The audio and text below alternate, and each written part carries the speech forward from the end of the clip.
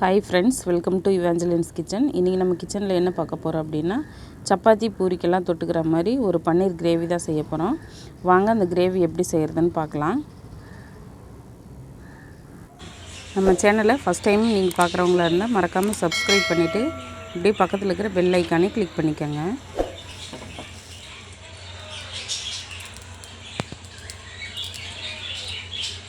எண்ணெய் ஃபஸ்ட்டு ஊற்றிக்கலாம். ஒரே ஒரு இலை, 2 கிராம்பு, ஒரு பட்டை, ஒரு ஏலக்காய் எண்ணெயில் போட்டுக்கலாம்.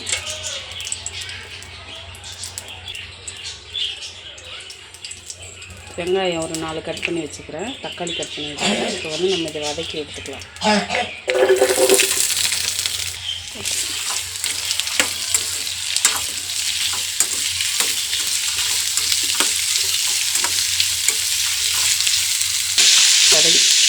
வெங்காயம் ஒரு அளவுக்கு வதங்கிடுச்சு.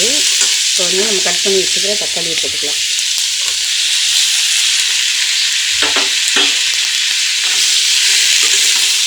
இப்போ ஆஃப் பண்ணிவிட்டு நல்லா ஆறுனதுக்கப்புறமா மிக்ஸி ஜாரில் போட்டு அரைச்சி எடுத்துட்டு வந்துடலாம். ஆறிடுச்சு, மிக்ஸி ஜாரில் சேர்த்துக்கலாம். எண்ணெய் கொஞ்சம் ஊற்றிருக்கேன். இப்போ சூடானதையும் நம்ம இதை கட் பண்ணி வச்சுக்கிற பன்னீரை போட்டுக்கலாம்.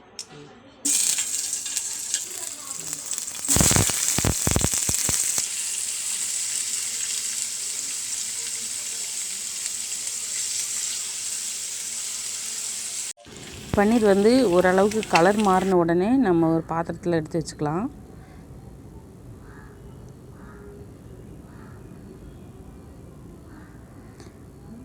நான் இப்போ இந்த பன்னீர் வறுத்த கடாயிலேயே தான் மறுபடியும் கிரேவி செய்ய இருக்கிறேன்.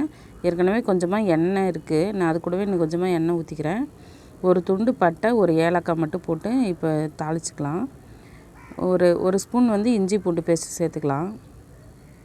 அரைச்சி வச்ச பேஸ்ட்டும் இது கூடவே சேர்த்துக்கலாம்.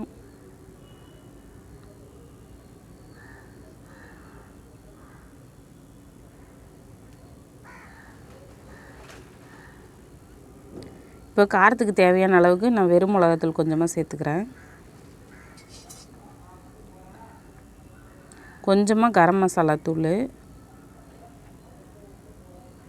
கொஞ்சமாக தனியாத்தூள் சேர்த்துக்கலாம்.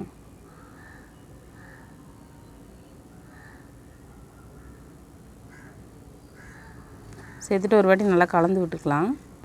இப்போ இந்த கிரேவிக்கு தேவையான அளவுக்கு உப்பு சேர்த்துக்கலாம். கொஞ்சமாக மஞ்சள்தூள் சேர்த்துட்டு ஒரு வாட்டி நல்லா கலந்து விட்டுடலாம். இப்போ நான் மிக்ஸி ஜார் கழுவுன தண்ணியும் கொஞ்சம் எடுத்து வச்சுக்கிறேன். இப்போ அதையும் இது கூட சேர்த்துடலாம்.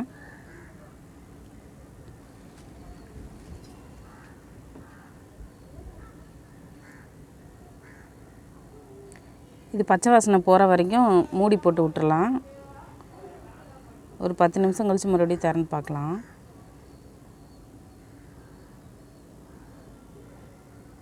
பாருங்கள், 10 நிமிஷம் ஆயிடுச்சு. இப்போ நம்ம வறுத்து எடுத்து வச்சுக்கிற இந்த பன்னீரை இது கூட சேர்த்துடலாம்.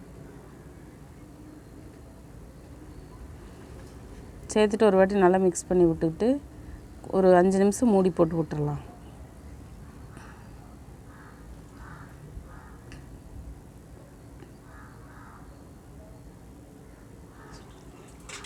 அஞ்சு நிமிஷம் ஆயிடுச்சு.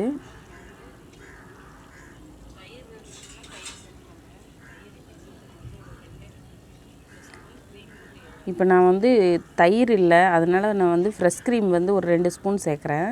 இது கூட நீங்கள் உங்கள் வீட்டில் தயிர் இருந்துச்சுன்னா தயிர் கூட 2 ஸ்பூன் சேர்த்துக்கோங்க. கூடவே கொஞ்சமாக கசூரி மேத்தி சேர்க்குறேன். அவ்வளோதாங்க, சூப்பரான பன்னீர் கிரேவி ரெடி ஆயிடுச்சு. கொஞ்சம் இனிப்பாக வேணும்னா நீங்கள் 1 ஸ்பூன் சர்க்கரை கூட நீங்கள் சேர்த்துக்கலாம். நீங்களும் இதே மாதிரி உங்கள் வீட்டில் செஞ்சு பாருங்கள். செஞ்சு பார்த்துட்டு எப்படி இருக்குதுன்னு கீழே கமெண்ட் பண்ணுங்கள். இந்த வீடியோ உங்களுக்கு பிடிச்சிருந்ததுன்னா லைக் பண்ணுங்கள், ஷேர் பண்ணுங்கள், கமெண்ட் பண்ணுங்கள். மறக்காமல் இவாஞ்சலின்ஸ் கிச்சன் சேனலுக்கு சப்ஸ்கிரைப் பண்ணுங்கள். அப்படியே பக்கத்தில் இருக்கிற பெல் ஐக்கானே கிளிக் பண்ணிக்கோங்க. தேங்க்யூ.